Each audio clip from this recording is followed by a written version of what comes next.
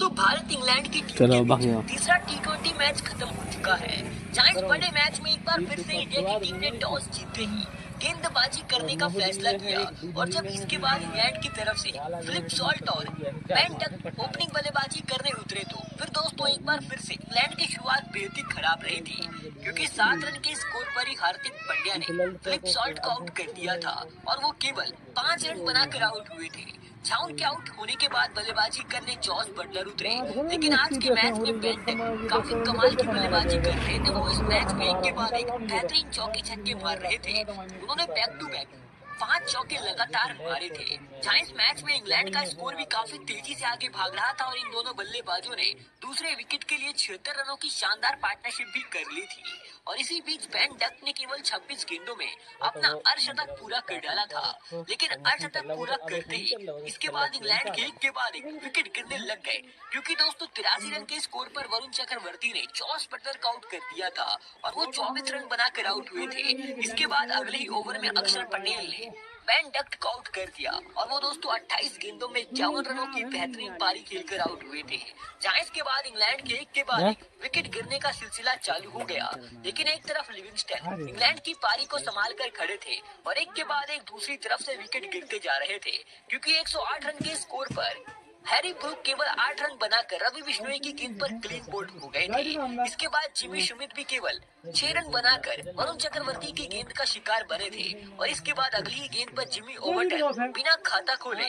वरुण चक्रवर्ती की गेंद पर क्लीन बोल्ड हो बैठे। इसके बाद 127 रन के स्कोर पर वरुण चक्रवर्ती ने ब्रेंडन ग्रेस को आउट करा था, जो कि 3 रन बनाकर आउट हुए थे और इसके बाद उन्होंने जोफ्रा आर्चर को भी आउट कर दिया था और वो अपना खाता भी नहीं खोल पाए थे। और इस तरह वरुण चक्रवर्ती ने इस मैच में अपने 5 विकेट पूरे कर लिए थे। लेकिन इसके बाद लिविंगस्टन ने इस मैच में काफी आक्रामक बल्लेबाजी करी। उन्होंने रवि बिश्नोई के एक ही ओवर में 3 छक्के मारे, जिससे इस मैच में इंग्लैंड का स्कोर थोड़ा सा आगे बढ़ा, लेकिन 147 रन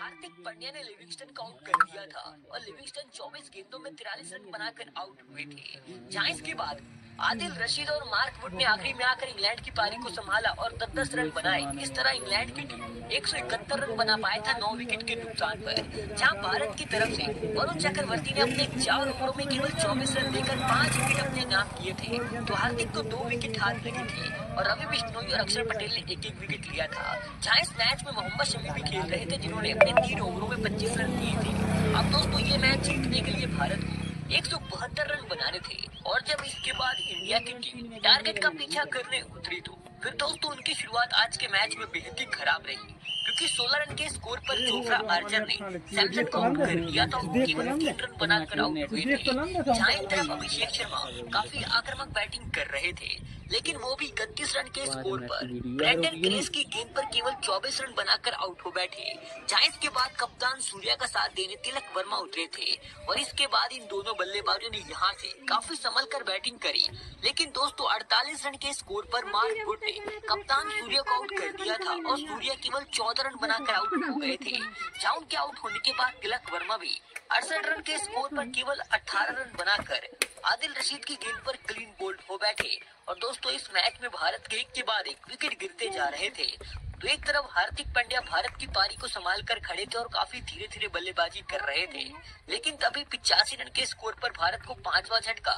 जिमी ओवर्टन ने देते हुए वाशिंगटन सुंदर को आउट कर दिया और वो 6 रन बनाकर आउट हुए। इसके बाद दोस्तों हार्दिक का साथ देने के लिए अक्षर पटेल उतरे थे और इसके बाद जब ये दोनों बल्लेबाज बल्लेबाजी कर रहे थे तो एक के बाद एक भारत के ऊपर रन रेट बढ़ता ही जा रहा था और इसी बीच अक्षर पटेल एक बड़ा शॉट खेलने के चक्कर में 123 रन के स्कोर पर जोफ्रा आर्चर की गेंद पर 15 रन बनाकर आउट हो बैठे। इसके बाद दोस्तों भारतीय टीम को ये मुकाबला जीतने के लिए 18 गेंदों में 50 रन बनाने थे और पूरी तरह भारत के ऊपर प्रेशर दिख रहा था। इसके बाद हार्दिक पांड्या ने एक शानदार छक्का मारा, लेकिन 131 रन के स्कोर पर वो भी 40 रन बनाकर जिमी ओवर्टन की गेंद का शिकार बन गए थे। और दोस्तों इसके बाद आखिरी ओवर में भारतीय टीम को 32 रन बनाने थे, लेकिन आखिरी ओवर की पहली गेंद पर ही ध्रुव जरेल 2 रन बनाकर आउट हो गए थे और इसके बाद भारत की टीम पूरे 20 ओवर खेलने के बाद 9 विकेट के नुकसान पर केवल 145 रन बना पाई थी और इस मैच को इंग्लैंड की टीम ने 26 रनों से जीतकर इस सीरीज में अपनी जीत का खाता खोल लिया है। लेकिन भारत की टीम अभी भी 2-1 से आगे चल रही है।